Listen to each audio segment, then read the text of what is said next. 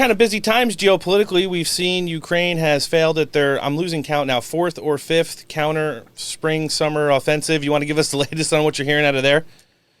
Yeah, I think the latest is important because not too many Americans are getting the truth. I was surprised the other day the Daily Telegraph over in Great Britain published an article that for once was quite truthful and pointed out that the West is now staring at what they termed catastrophic defeat in Ukraine. And they went on to explain that, the Ukrainians have lost within the first month now more than 26,000 dead, thousands of wounded, along with 1,100 different pieces of equipment, tanks, armored fighting vehicles, trucks, you name it. They've also lost, as a result of deep strikes by the Russians, large ammunition storage depots, food, you name it. The Russians last night and the night before have annihilated many of the grain storage areas in and around Odessa. And this, of course, is because they finally decided to shut the port down because the Ukrainians were bringing ships in that were largely empty to pick up grain. Only they weren't empty. They were bringing in arms and ammunition. So the Russians said, enough's enough, no more nonsense.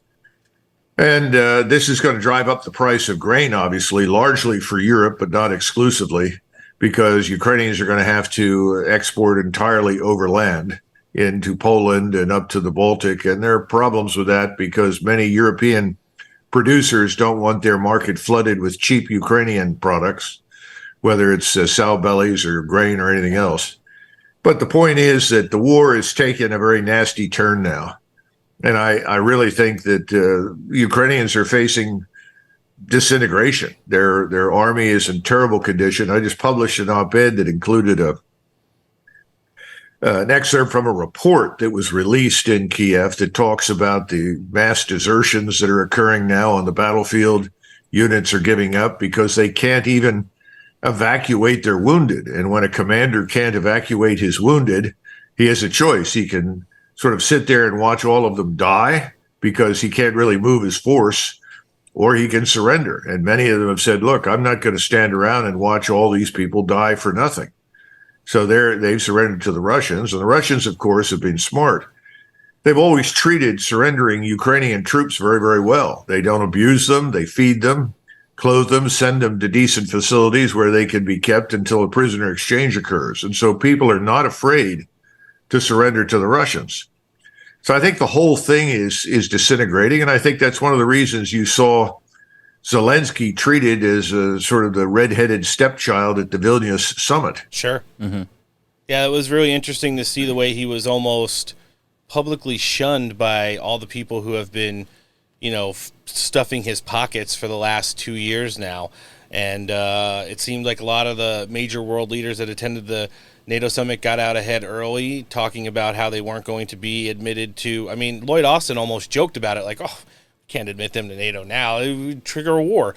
That guy has no idea what he's doing, but, at least for his memorized talking points for the focus groups, he was ready with the correct answer there. Do you think Zelensky was being shunned because he wasn't adhering to the dress code again? That's true. He did. Well, he's always in costume, presenting himself as this battlefield commander, which, of course, is a joke. But, the larger problem is this, and this is what Americans don't seem to understand. Hundreds of thousands of people have been killed. Sure. Overwhelmingly Ukrainian, soldiers and civilians. We think between 350,000 Ukrainian soldiers are dead. You say that, and the Western media says, oh, no, that's not true, but the Russians have lost that many. Well, that's absurd. The Russians have taken very light casualties. There is no battle of attrition with who's going to lose the most first. That's already happened. Ukraine has been attrited. Mm-hmm. The tragedy here is that it needs to end because it's not going to get any better. The problem has always been the same. How do you build an army, let alone an armed force, on the fly? I mean, the Ukrainian army that existed at the outset was a little over 400,000, and that include reserves. Most of those men are either dead or wounded. Yeah. And so then you have to fall back on new armies. Well, new armies don't rise up quickly. They need institutions. They have to have leadership. They have to have training and organization. They have to have a systematic equipping program. You don't build an army out of a hodgepodge of equipment from 15 different countries. It's just nonsense. So this whole project is collapsing, and we're now at the point of desperation. And what we're doing in the meantime is lying, trying to convince everybody in sight something's real that isn't. That is, that the Ukrainian state is real. No, it's dying. The Ukrainian nation is at risk of going out of existence. No one has the courage to stand up in Washington or London and tell the truth. This must end. Yeah, if for no other reasons, on the grounds of, humanitarian concern. And of course, then you have Europeans in Poland and Slovakia and Hungary and many other countries in Germany who are saying, we've got to end this thing and get these Ukrainians to go home, because virtually every Ukrainian that comes out says, I'm never going back. Right. Why would I go back to this hopelessly corrupt gangster state, where I can be further exploited? And then we don't even talk about the estimated 60,000 children that have disappeared from the planet coming out of Ukraine. And if anybody's seen the movie Sound of Freedom, it doesn't take a genius to figure out what's happening to these poor children. Yeah. It's just unthinkable, to say the least. And yes, I definitely agree with you. There's that component there. It's like the unspoken words that, only the reals will talk about, like yourself, Colonel. And then, when you see the way other stuff is kind of unfolding right now, there's been a couple other weird components of this. There was like the fake coup, and now the Wagner Group is kind of set up in Belarus. What do you think is the issue with that? And then, you mentioned Vladimir Putin a couple of times.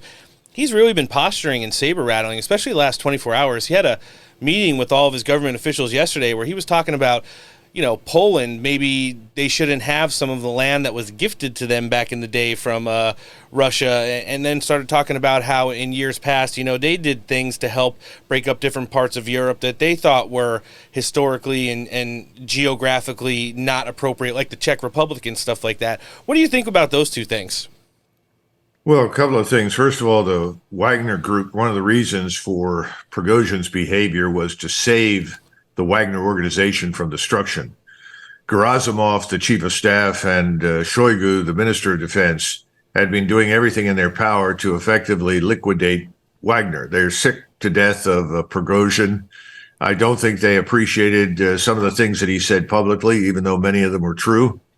So he appealed directly to President Putin and said, don't just liquidate us. We've done a good job. We're Russian patriots. And of course, inside Russia, Prigozhin and his fighters are enormously popular people. I mean, they're seen as Russian heroes who fought and bested, the Ukrainians at every turn, even at the great cost to themselves. So that's one thing. The second thing is that he was trying to get a message to Putin, and that is, look, these damn generals that you've got in charge are wasting time and wasting lives. We need to get this war over with. The Ukrainians are finished. Let's attack and end it.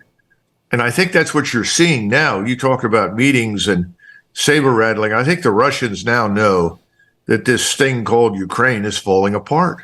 This Zelensky government is a facade. The corruption, the incompetence, the squandering of resources, and worst of all, the squandering of human life in defense of what is really a sick, perverse regime in Kyiv have all caught up, and the Russians are beginning to say, let's get on with this. And at the same time, remember, they've got an offensive underway. Yep. It runs from the Russian border just opposite Belgrade all the way up to Liman and Slovyansk. And now there are a number of different ways that they can go. But there are two things to remember. First of all, they're meeting some tough resistance around Slovyansk, but practically nowhere else.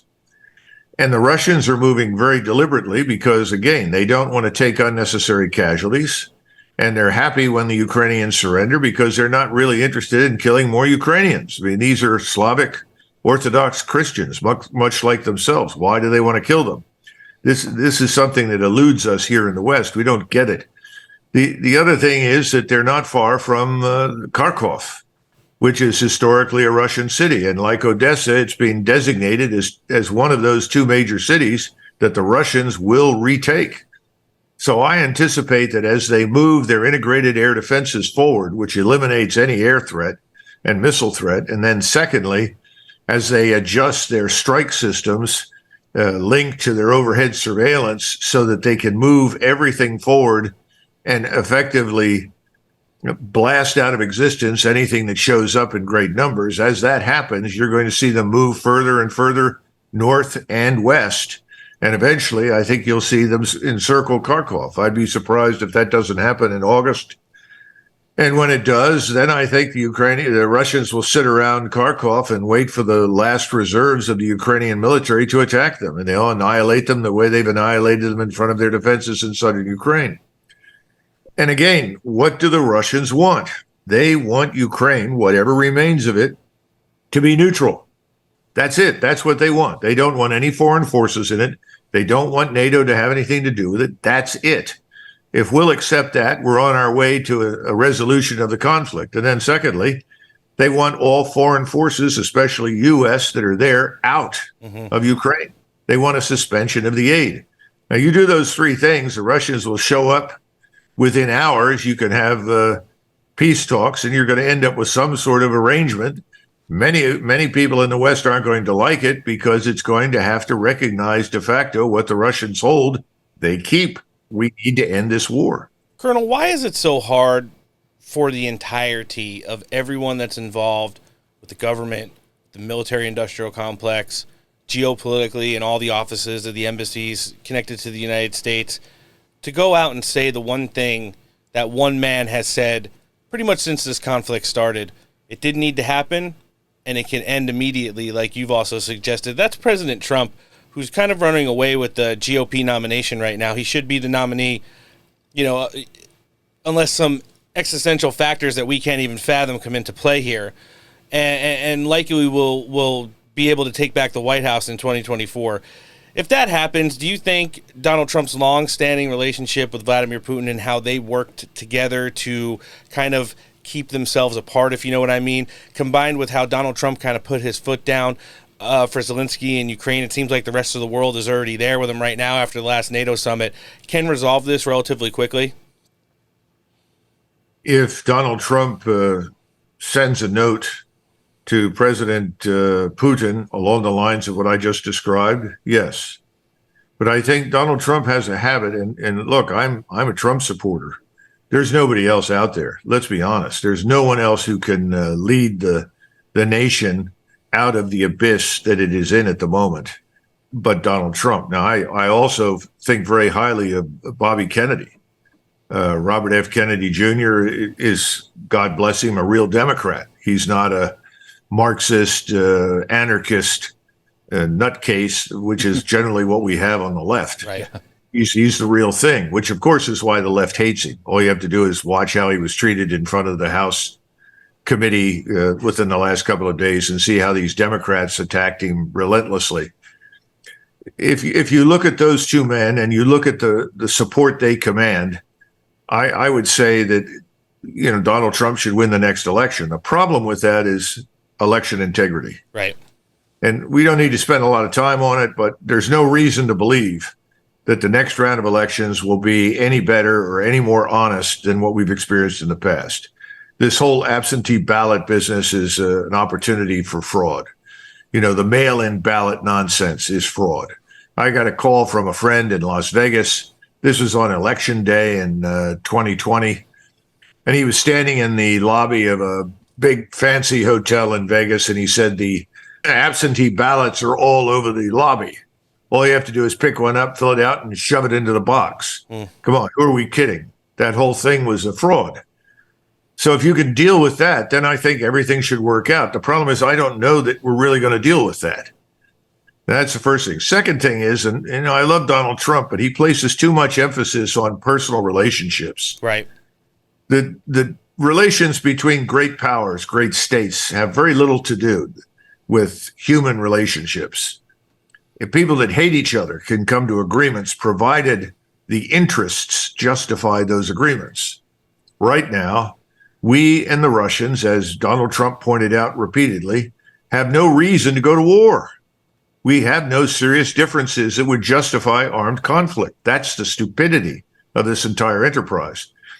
The Russians have vital strategic interests in Ukraine.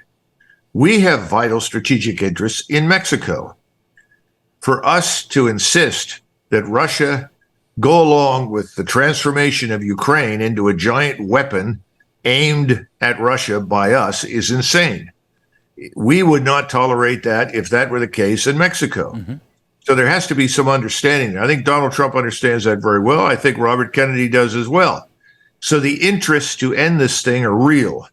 That can work, but we got to be very careful of this. Well, I have a great relationship with so-and-so. It may not make any damn difference if you follow my logic. The reasons for this to end, for us to get along, are enormously powerful interests. So we don't need to have, treat each other as friends of the family. FDR called Stalin Uncle Joe. Well, Uncle Joe fleeced us for everything he could possibly get. Half the world was communist as a result of FDR and his stupidity when the war ended. So, this notion of, well, I get along with so-and-so, he's really a good guy, forget it. It's irrelevant. But the interests are real. They have an interest, and so do we, in getting along and putting an end to this.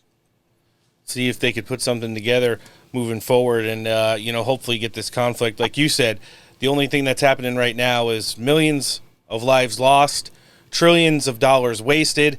And at the end of the day, it's going to be China that's rebuilding the whole region, and we're all going to be sitting there, holding our cluster munitions in our hands, if you know what I mean. Colonel, this has been awesome. I like that. I'm going to remember that. Holding our cluster munitions in hand sounds like we're holding something else, too. However small and insignificant they may be at the moment in the White House. Oh, that's